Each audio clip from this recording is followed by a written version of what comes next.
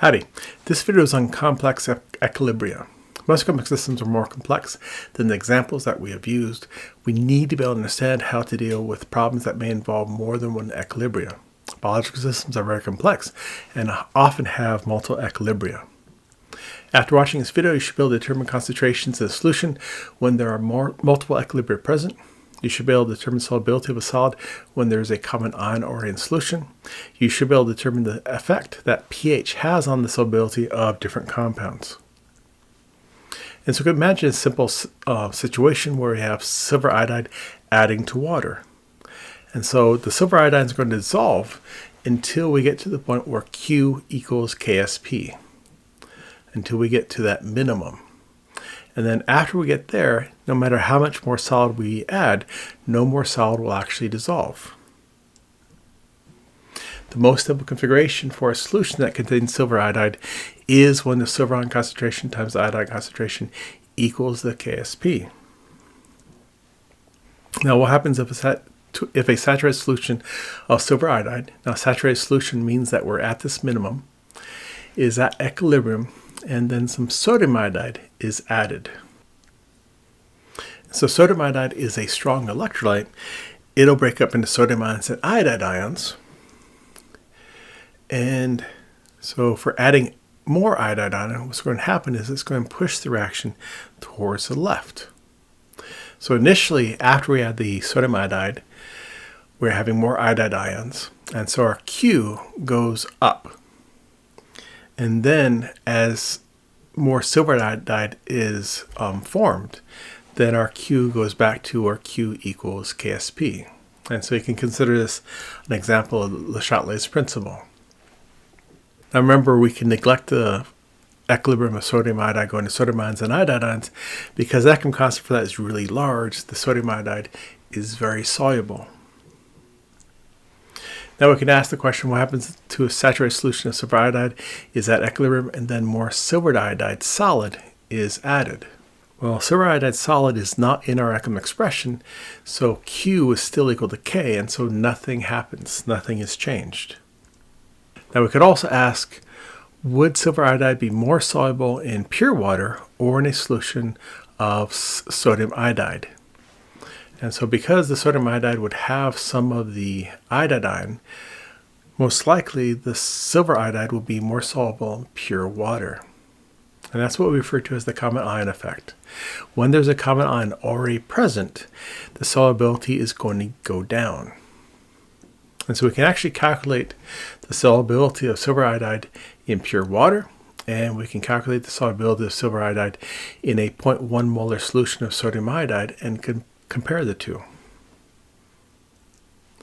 And so in pure water, we're going to have our table initial change equilibrium, and so we'll end up with X and X at equilibrium.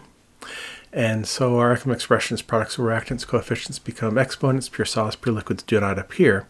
And so we just have KSP equals silver ion concentration times the iodine concentration. And so that would be X times X, and so KSP equals X squared. And so X is the square root of KSP, and so we get the solubility in pure water as 9.23 times 10 to the minus 9th. For the solubility in a 0.1 molar solution of sodium iodide, that means initially we have 0.1 molar of the iodide ion, and I just changed my X to a Y to distinguish between the two. So when Y of silver iodide dissolves, you'll get Y of silver ions and Y of iodide ions. Equilibrium is initial plus a change. Now our KSP is really small, so most likely Y is going to be negligible compared to 0.1. And so our KSP is silver ion concentration times iodide concentration, Y times 0.1. And so the Y is equal to KSP divided by 0.1, and we get 8.52 times 10 to the minus 16th. Now, our approximation was good because that is a lot smaller than 0.1. And so if we compare the solubilities in pure water, we had 9.23 times 10 to the minus 9th. In our solution of 0.1 molar sodium iodide, we get 8.5 times 10 to the minus 16th. So it's 7 orders of magnitude less soluble in the solution that contains the common ion. And so this is the common ion effect. the dissolution of a weak electrolyte is decreased by adding a strong electrolyte that has an ion common to both. And so silver iodide is more soluble in pure water than a solution of sodium iodide. So if a saturated solution of calcium fluoride is at equilibrium, and so it's down here at the minimum, and then some hydrogen ion is added, will Q change?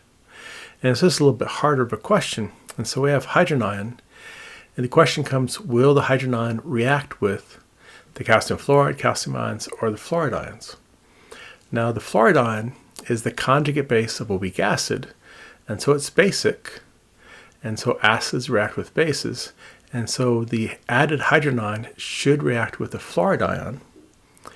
And so what's going to happen is you're going to consume some of your fluoride ion, and the reaction's going to go farther to the right. And so the moment after the hydrogen ion's been added and reacted with the F minus ions, the moment after it reacts with F minus ions, the Q gets smaller because Q is equal to calcium ions concentration times fluoride ion concentration squared. And so Q would be smaller. And so it went up to the left. And then what happens is more calcium fluoride will dissolve until we get back to equilibrium. And so remember, we're at equilibrium, we push the boulder up to the left, and the darn thing just rolls back down. And so according to Le Chatelier's principle, if you disturb a system at equilibrium, the system will just counter that disturbance. So if you push the boulder to the left, the thing will just go right back down. So should calcium fluoride be more soluble in acidic solution or a basic solution? And so again, we saw that the acid will react with the fluoride ion, and so it should be more soluble in an acidic solution. And so if the compound contains a base as one of the ions, it's going to be more soluble in acidic solution. If one of the ions is acidic, it will be more soluble in a basic solution. But it's kind of interesting, we can actually plot the solubility of calcium fluoride as a function of pH. Remember, as you go down to lower pH, you're going to more acidic, and so the solubility goes drastically higher as you go to more acidic solutions. So will silver cyanide be more soluble in a solution with high pH or low pH? And so the silver cyanide breaks up into silver ions and cyanide ions. The silver ions should be neutral. The cyanide ions are conjugate base of the weak acid, so they're basic. And so the base will react with hydrogen ions, and so silver cyanide should be more soluble in a more acidic solution, which would correspond to lower pH.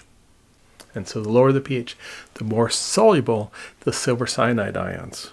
And again, this table is really helpful. You have acidic, basic, and neutral. Remember, the ones in blue are the conjugate relationships. Conjugate bases of strong acids are neutral. Conjugate bases of weak acids are basic. And conjugate acids of weak bases are acidic. Will ammonium chloride be more soluble in a solution with high pH or low pH? And so ammonium chloride dissolves into ammonium ions and chloride ions.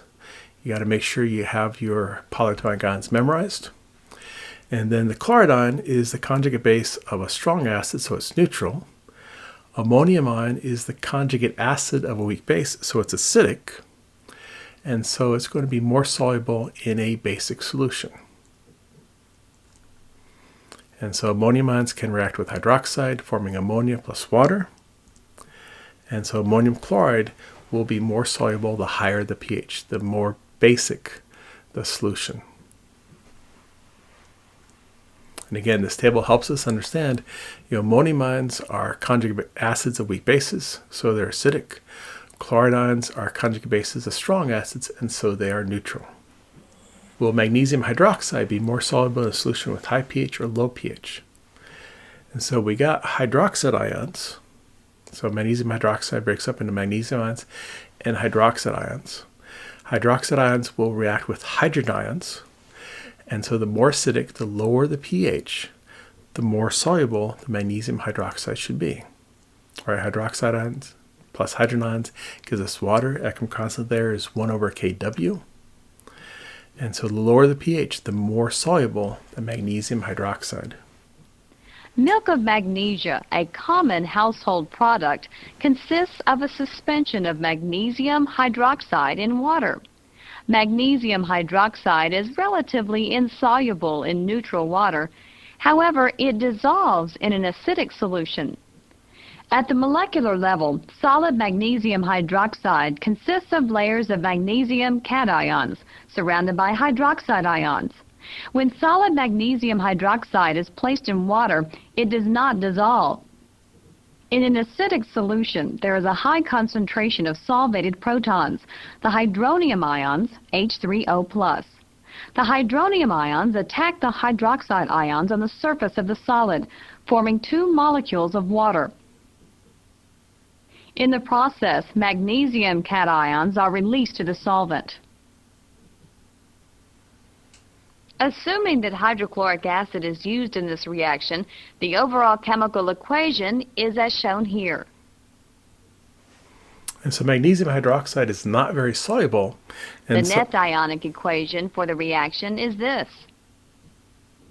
The net ionic equation emphasizes that any strong acid in water could react with solid magnesium hydroxide to dissolve the solid. And so magnesium hydroxide is not very soluble. And so milk of magnesia is a suspension. It's got small particles of magnesium hydroxide. And then when it gets to your stomach, the magnesium hydroxide reacts with the acid in your stomach. And that will cause it to form magnesium chloride and water. And so this is how it neutralizes some of your stomach acid. And so again, many systems have complex equilibria where you have multiple equilibria. And if you have multiple equilibria, all the equilibria have to be followed. And so the common ion effect is that the solubility of weak electrolyte is decreased by adding a strong electrolyte that has an ion common to both. And so silver iodide is more soluble in pure water than a solution of sodium iodide. Ammonium chloride is more soluble the higher the pH, because the higher the pH, more hydroxide ions, and those consume the ammonium ions, pushing it to the right. Calcium fluoride is more soluble the lower the pH, because the fluoride ion reacts with the hydrogen ion. And so again, here's a plot of solubility of calcium fluoride as a function of pH.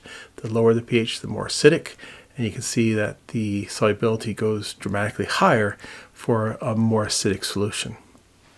I hope that helps.